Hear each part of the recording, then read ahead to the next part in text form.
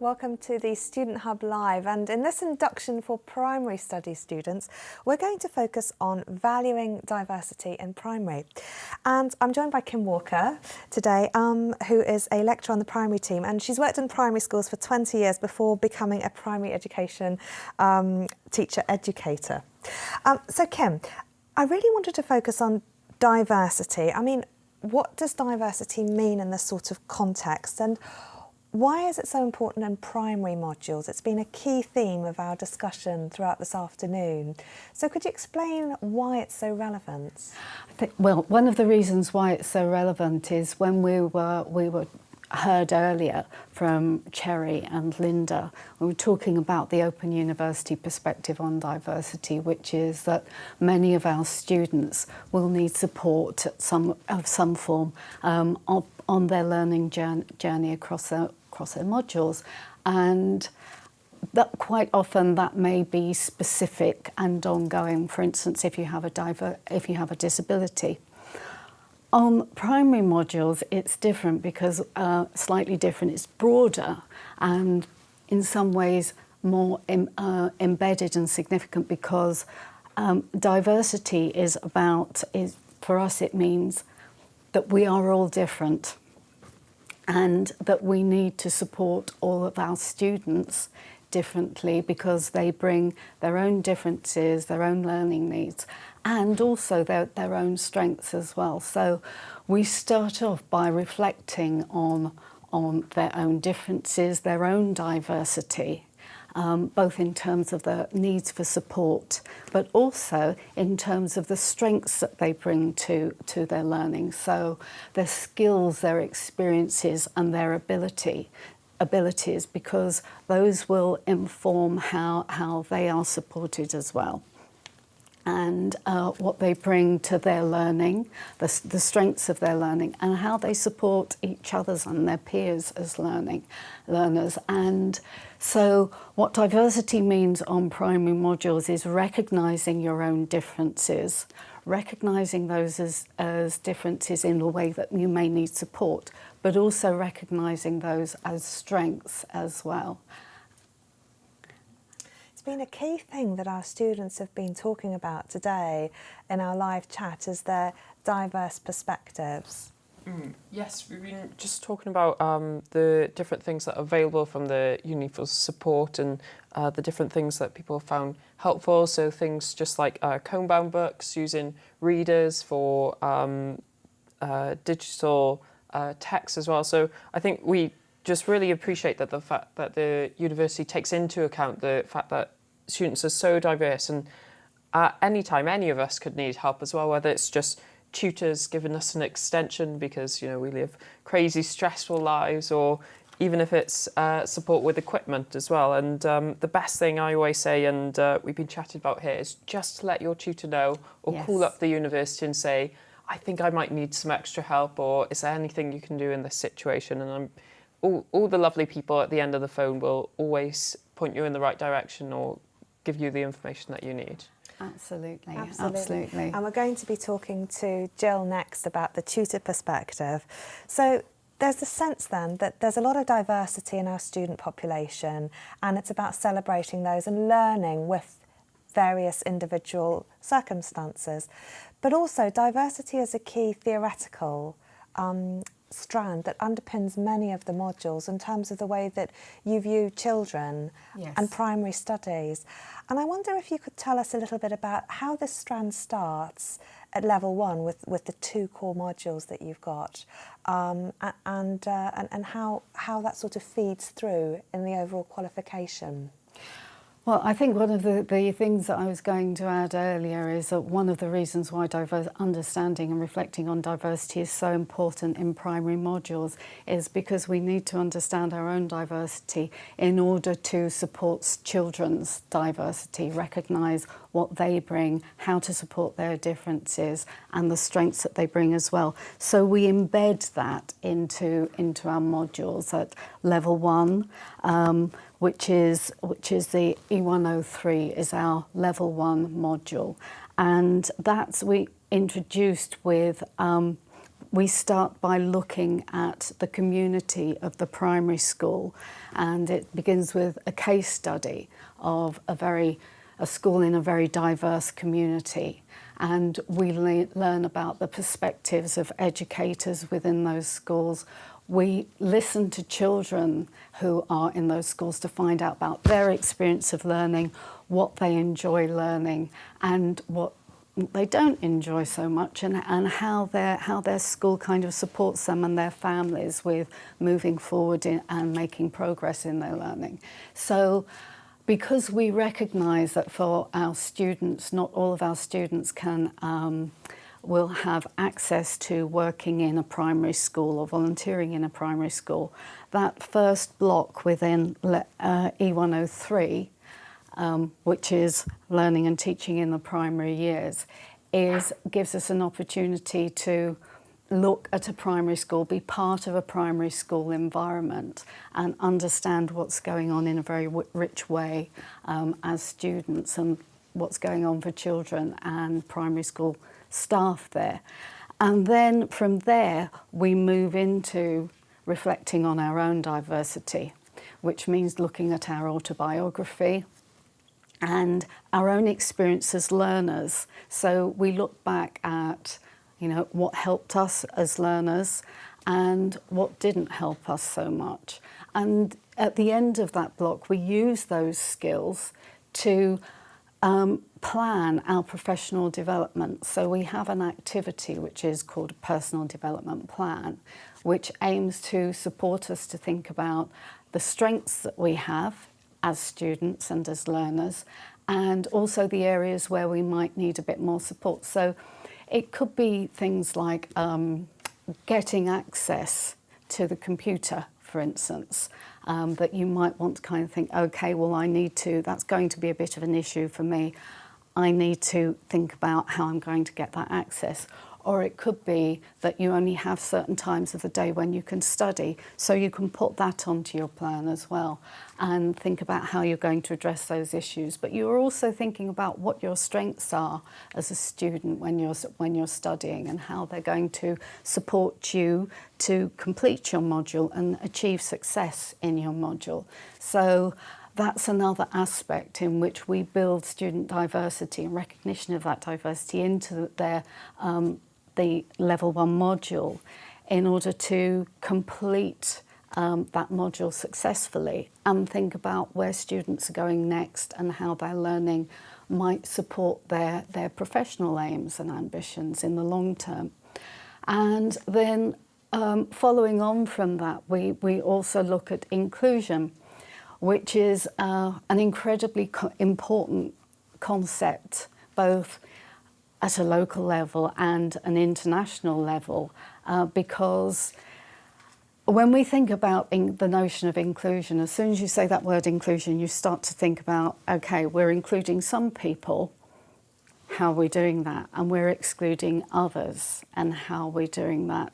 So we start to explore the notion of inclusion in level 1 by looking in particular at ideas around providing support for children with special educational needs, for instance, how they're included in schools and how they're supported to address barriers, but also how they might be excluded.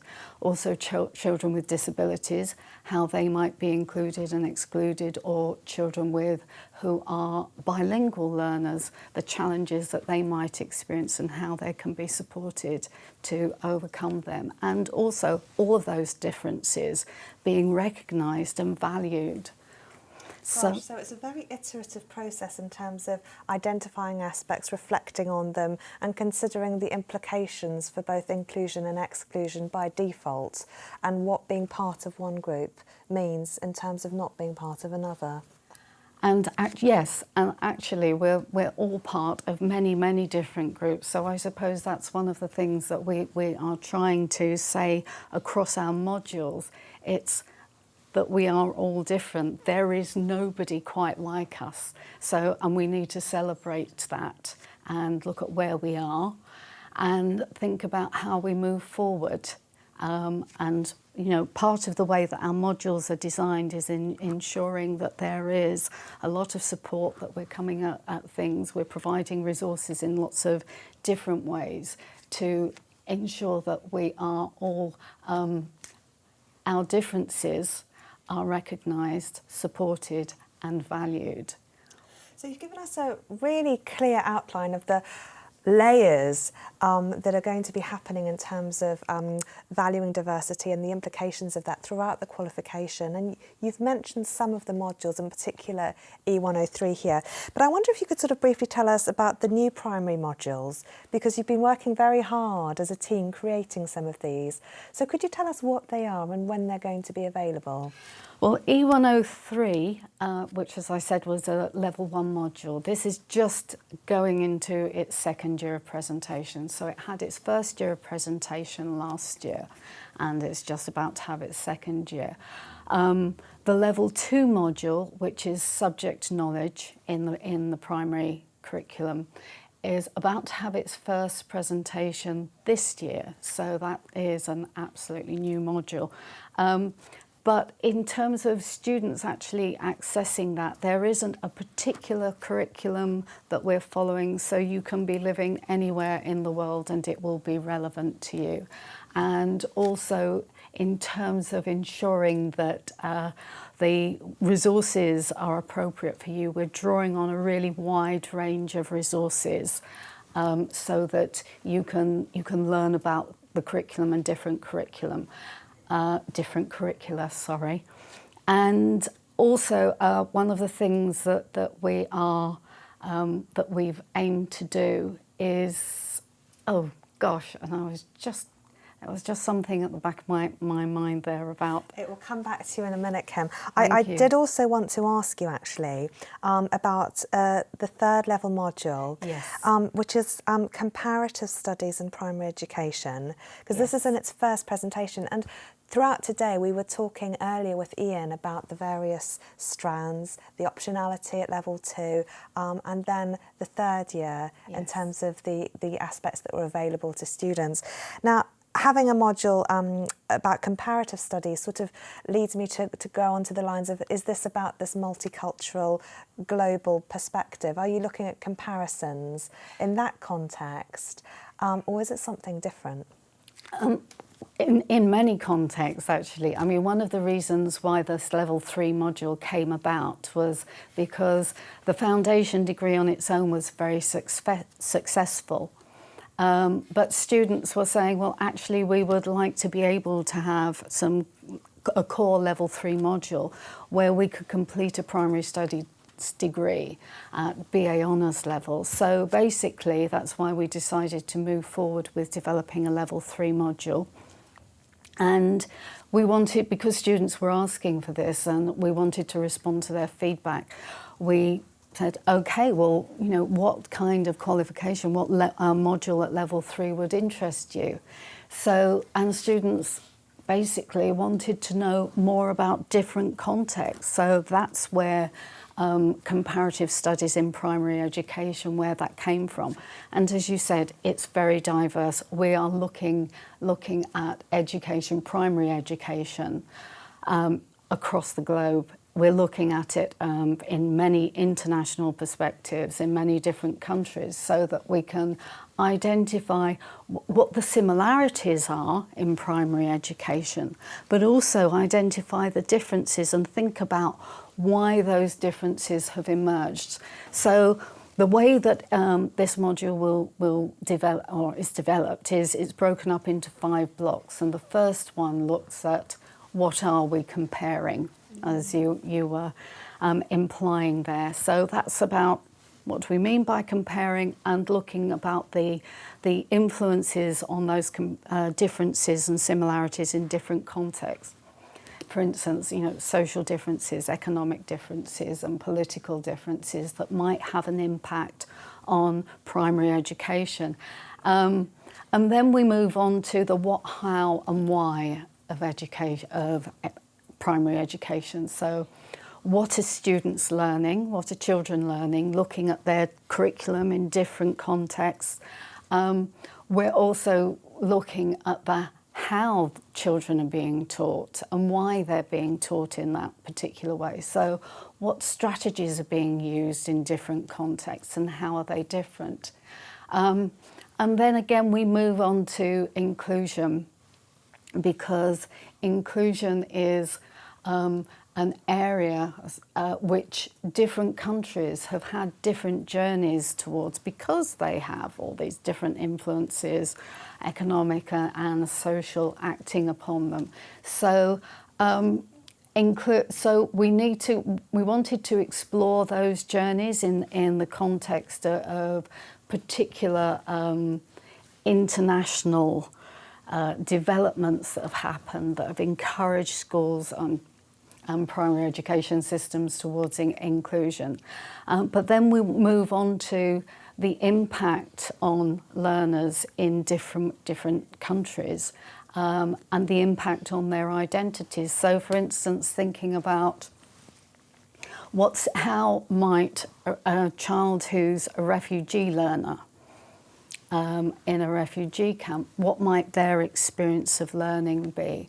Or for instance, a child who's bilingual, moving from one country to another and resettling in particular circumstances, what might their experience be? So we're looking at those, and we're also looking in many, many different countries. We're exploring Peru, we're exploring Vietnam, we're exploring Canada, Africa, India. So it's a very kind of, we're drawing on studies internationally in many different countries. So there's lots to compare. And whilst case studies can offer such rich sources of data, from a methodological perspective, I can see that you're looking at what are we comparing. And so that gives students another challenge at level 3 to really grapple with.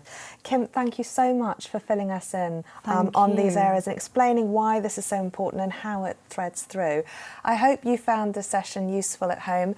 We're going to talk next to Jill McLaughlin, but before we do that, we've got a short video about the Briggs building. When we come back, we're going to be talking about the importance of your tutor and about communicating with them in your studies. So do stay tuned, and we'll be back in 2 minutes after this short video.